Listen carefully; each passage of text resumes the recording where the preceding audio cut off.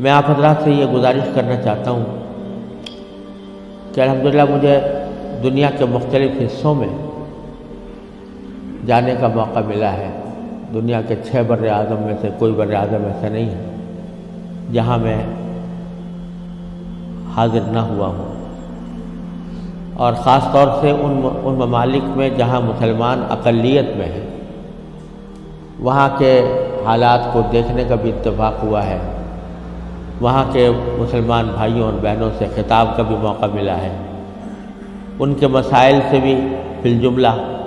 الحمدللہ واقفیت حاصل ہوئی ہے۔ لیکن اس تمام تجربے اور مشاہدے کے نتیجے میں جو بات میں سمجھتا ہوں وہ یہ ہے کہ جن ممالک میں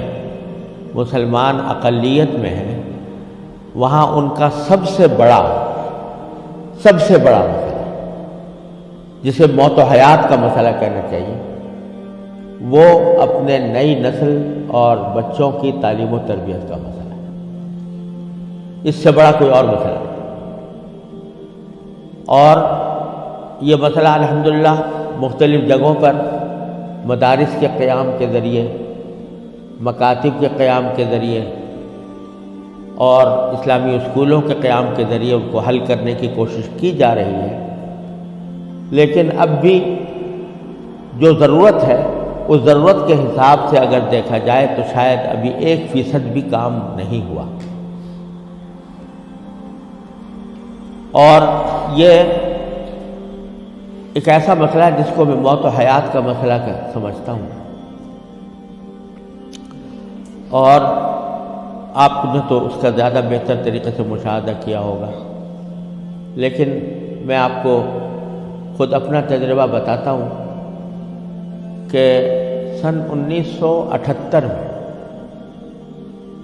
یعنی آج سے تقریباً 38 سال پہلے مجھے سب سے پہلے امریکہ جانے کا اتفاق ہوا۔ اس وقت سن 1978 میں سب سے پہلے میں امریکہ گیا تھا، اور ایک مسلمان تنظیم کی دعوت پر گیا تھا۔ مسلمان تنظیم کا اس وقت بہت سی مسلمان تنظیموں کا ایک وفاق تھا جس نے ہمیں دعوت دی تھی۔ تو جب میں اس تنظیم میں پہنچا اور اس کا سالانہ کنونشن تھا، اس میں حاضری ہوئی، تو سب سے پہلے تو میں یہ دیکھ کر حیران رہ گیا کہ جب شام کو دعوت کا اہتمام کیا گیا تو اس میں کہیں دور دور حاضرین کے اندر اسلام اور دین کا کوئی شائبہ نظر نہیں آتا۔ خواتین اور نوجوان لڑکیاں وہ مردوں کے ساتھ اور نیم برہنہ لباس میں بیٹھی ہوئی تھی، اور پھر اعلان یہ کیا گیا کہ اگر کسی کو حلال کو کھانا کھانا ہو تو مچھلی استعمال کریں، جس کا مطلب یہ تھا کہ کھانے میں حلال کا بھی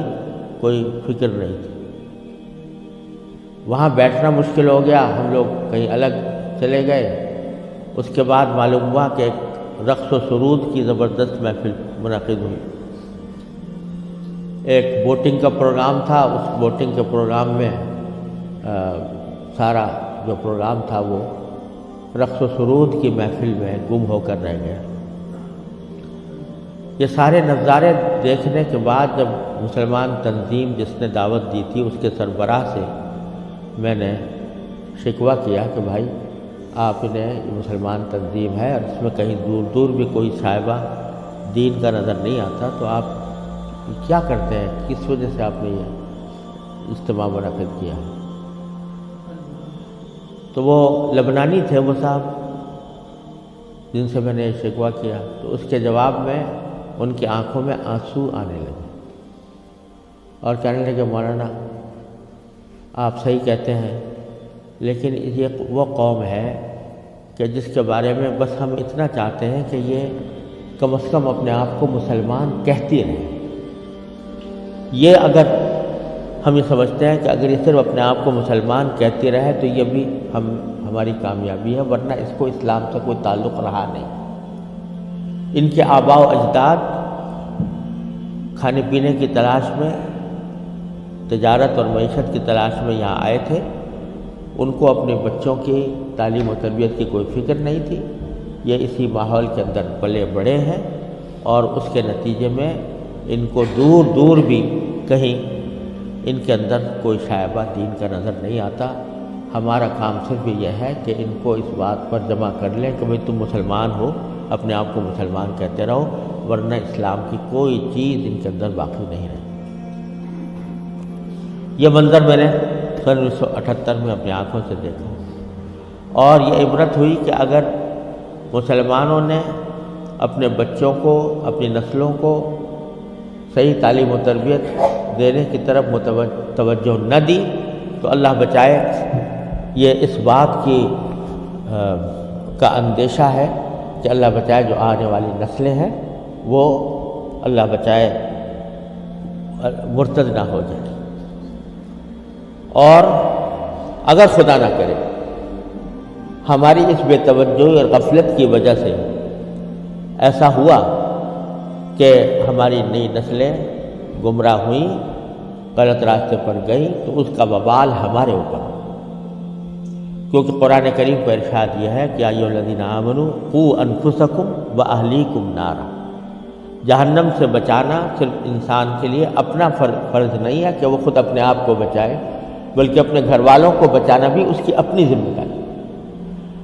اور یہ بڑی شرم کی بات ہوگی کہ ہمارے آباء و اجداد نے ہمیں اللہ تعالیٰ کے فضل و کرم سے ایمان اور اسلام کی دولت ورثے میں عطا فرمائی، اور ہم اپنی اولاد کو اللہ بچائے غلط راستے کے اوپر ڈالنے کے ذمہ دار بنے۔ اس سے زیادہ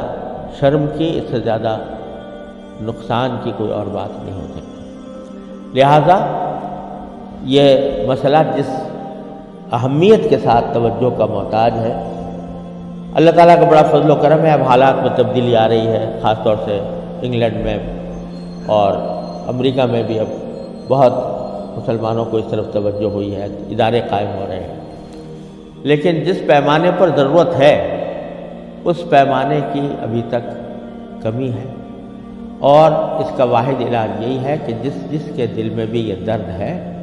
وہ دامے، درمے، قدمے، سخنے، جس طرح بھی ہو سکے وہ ایسے ادارے قائم کرنے کی کوشش کرے، اور اداروں کے ساتھ تعاون کرے، اس میں اپنے بچوں کو بھیجنے کا اہتمام کرے۔ لوگ چندے کرتے ہیں، ٹھیک ہے، چندہ بھی مالی وسائل کو جمع کرنے کے لیے وہ بھی ایک اہم چیز ہے، لیکن زیادہ اہم چندہ یہ ہے کہ اپنی اولاد کو ایسے اداروں کے اندر بھیجنے کی کوشش کریں جہاں پر چاہے ان کو دنیا کے علوم کی بھی تعلیم دی جا رہی ہو، لیکن اسلامی ماحول میں دی جا رہی ہو، اسلامی تربیت کے ساتھ دی جا رہی ہو۔